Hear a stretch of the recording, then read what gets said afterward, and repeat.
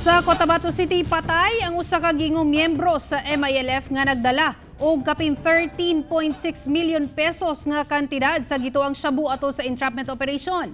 Samtang kapin tunga sa milyon ka pesos sa illegal nga droga ang nasakmit sa Butuan City. Ani ang report.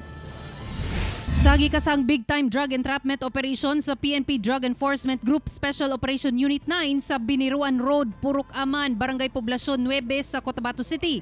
Patay ang usa ka high-value drugs dealer nga si Tohami Kamsa nga dunay alias Gase Ugmo. Matud ni City Police Director Police Colonel Richard Fiesta sa Cotabato City Police na matikdan kuno sa suspect nga pulis ang iyang katransaksyon busa may bunlot kini sa iyang pusil. Apan naunhan kini sa otoridad hinungdan sa engkwentro. Nadala pa kini sa ospital apan dead on arrival na. Na-recover sa posisyon sa suspect ang 2 ka kilo sa gituang shabu nga nagkantidad og 13.6 million pesos, 1.3 million pesos cash, usa ka .45 caliber pistol, magazine ug motorsiklo.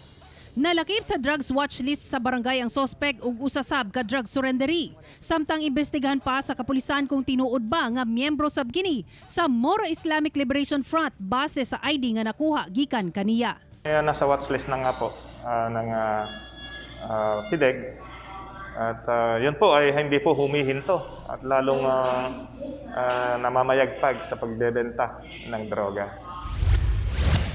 Samtang tunga sa milyon ka pesos nga kantidad sa gituang shabu ang nakuha sa gipatumang bypass operation sa Butuan City. Arestado sa PDEA 13 ug kapulisan ang 2 ka high-value target nga sila si Mansueto Pulido Jr. ug Romulo Solomon sa usa ka mall sa Barangay Bayanihan sa Butuan City.